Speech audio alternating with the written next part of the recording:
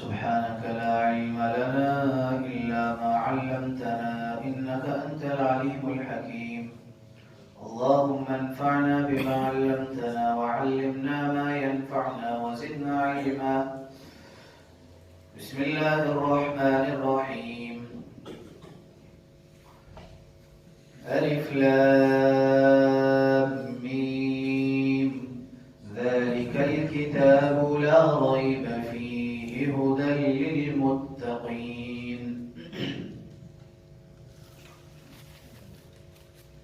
آپ حضرات کو گزشتہ سبق میں الف لام میم اور اس جیسے دیگر وہ لفظ جو سورتوں کے شروع میں آتے ہیں اس کے متعلق کچھ معلومات دی گئیں کہ یہ در حقیقت کیا ہے، علماء مفسرین اس کے بارے میں کیا فرماتے ہیں.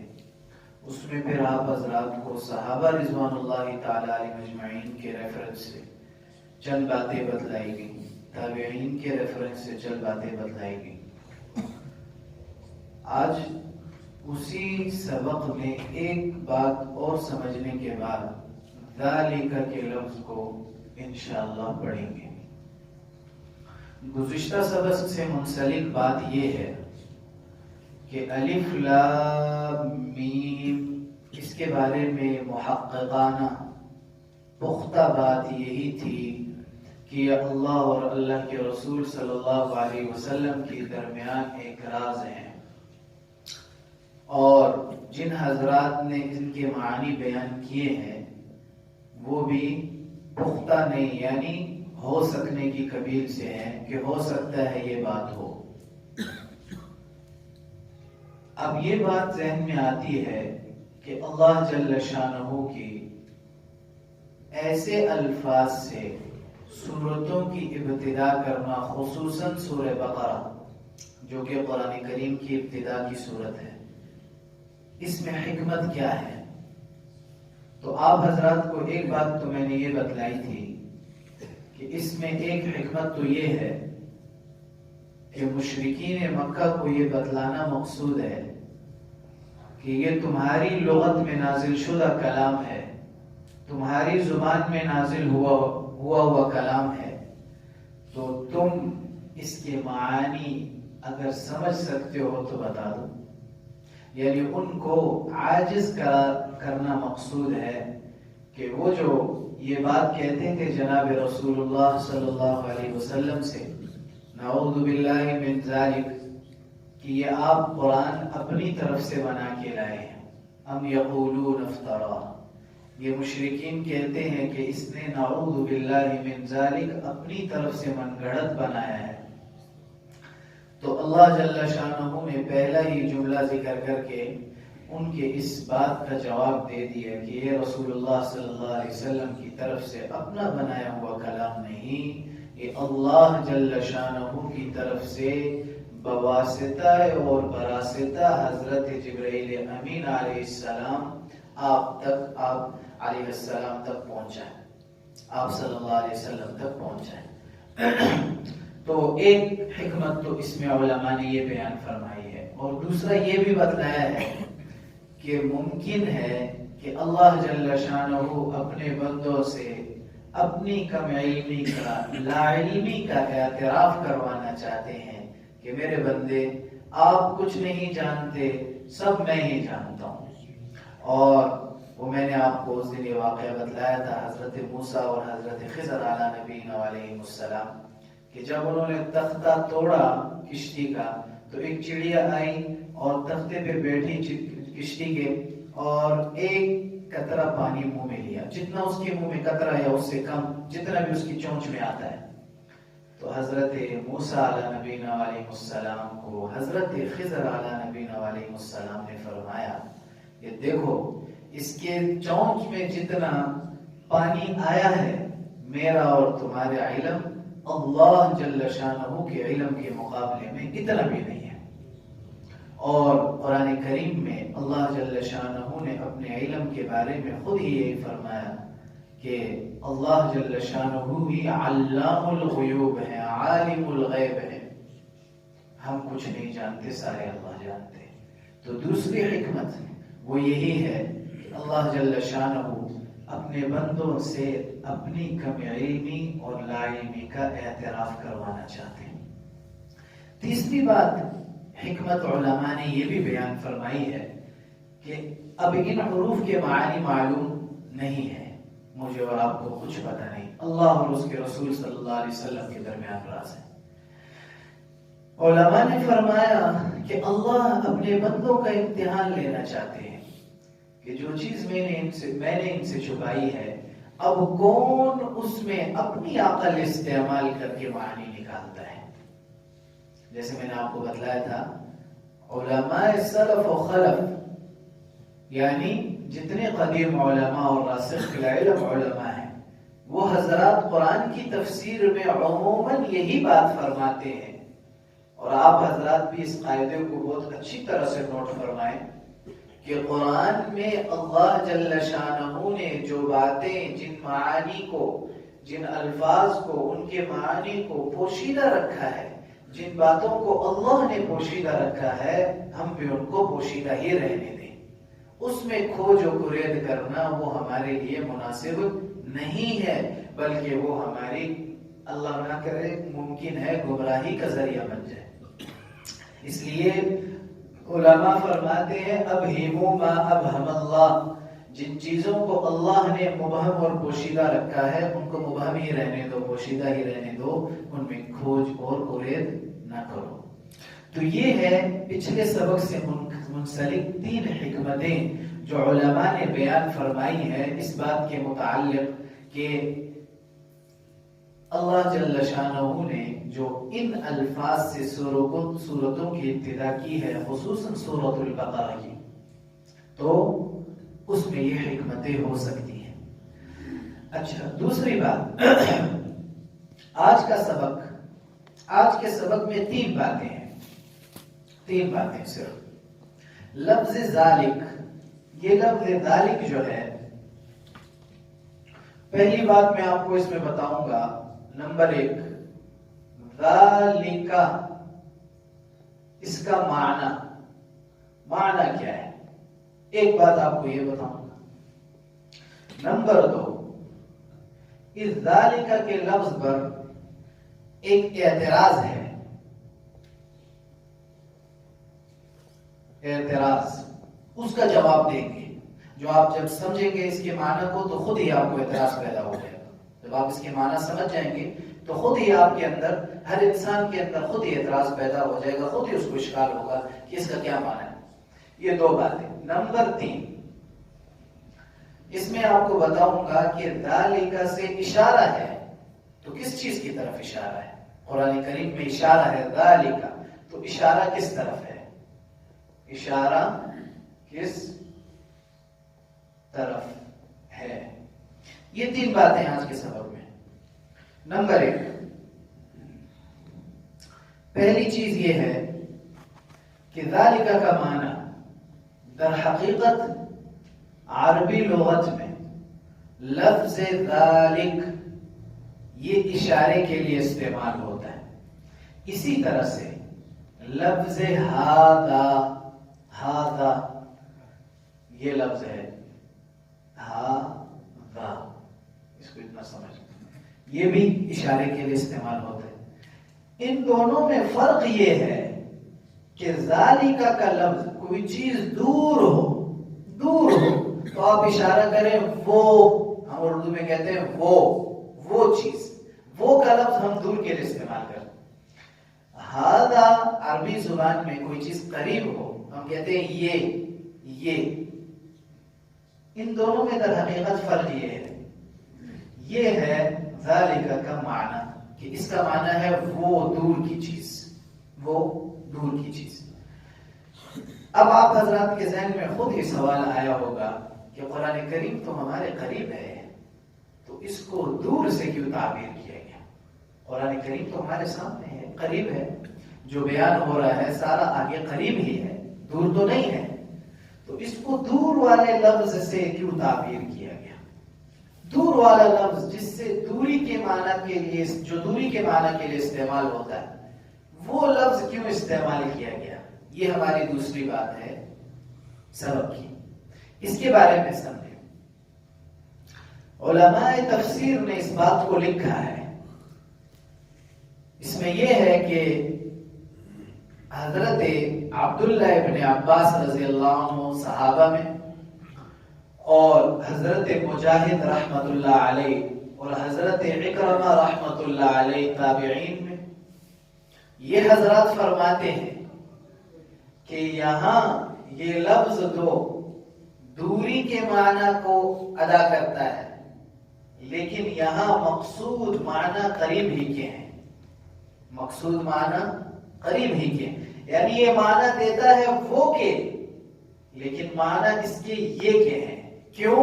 اس وجہ سے کہ یہ دونوں الفاظ قرآن کریم میں ایک دوسرے کی جگہ استعمال ہوتے رہتے ہیں، ایک دوسرے کے معنی ادا کرتے ہیں. کہیں ذالک کا لفظ استعمال ہوتا ہے اور معنی اس کا ہذا ہوتا ہے، اور کہیں ہذا کا لفظ استعمال ہوتا ہے اور معنی اس کا ذالک کا ہوتا ہے. لہذا لفظ تو ذالک ہے جس کے معنی وہ کے ہیں، دور کی چیز، لیکن ہم یہاں قرآن کریم میں اس کے معنی ہذا کے ہیں، یعنی یہ قرآن جو قریب ہے، یہ قرآن جو قریب ہے. یعنی آسان الفاظ میں کہ لفظ ذالک ہے جو دوری کے معنی دیتا ہے، لیکن یہاں مراد اس سے قریب کے معنی ہے کہ یہ چیز دور کے معنی نہیں ہے. ایک بات. اور دوسری بات یہ ہے، یہ بات تفسیر ابن کثیر نے لکھی ہے، یہ توجیہ، یہ جواب تفسیر ابن کثیر نے لکھی ہے. بعض حضرات مفسرین نے فرمایا کہ نہیں، بعض مرتبہ ہم کسی چیز کی طرف اشارہ کرتے ہیں نا تو وہ چیز جب بہت عظمت والی ہوتی ہے، بہت شان والی ہوتی ہے، وہ دیکھو، وہ دیکھ وہ اس کی عظمت بتلانا مقصود ہوتا ہے کہ وہ چیز دیکھو، وہ دیکھو کیسی گاڑی جا رہی ہے، تو یہ عظمت بتلانا، اس کی شان بتلانا مقصود ہوتا ہے. تو تفسیر مظہری نے لکھا کہ یہاں دوری کا لفظ استعمال کیا گیا ہے قرآن کی عظمت بتلانے کے لیے. وہ قرآن کون سا قرآن؟ لا ریب فیہ، جس میں کوئی شک نہیں. لا ریب فیہ یعنی کلام اللہ ہونے میں کوئی شک نہیں کہ یہ اللہ کا کلام ہے. اس میں اس کلام کے، اس کتاب کے، اللہ کے کلام ہونے میں کوئی شک نہیں. وہ کتاب، اس کی عظمت بتلا رہی.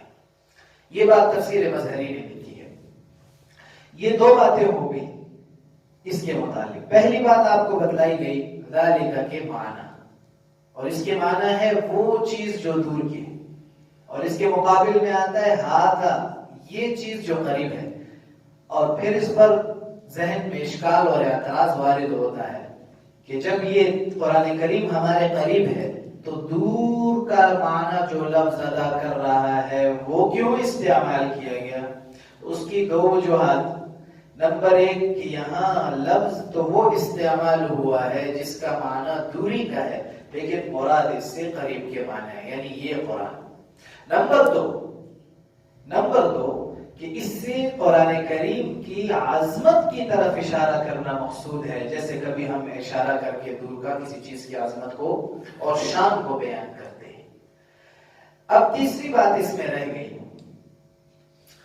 کہ اس سے اشارہ کس چیز کی طرف ہے، اشارہ کس چیز کی طرف ہے، کون کس چیز کی طرف اشارہ کیا جا رہا ہے. اب یہ بات ذرا تھوڑی توجہ سے سن لیجئے تاکہ سمجھ آ جائے، توجہ کے ساتھ، دھیان کے ساتھ.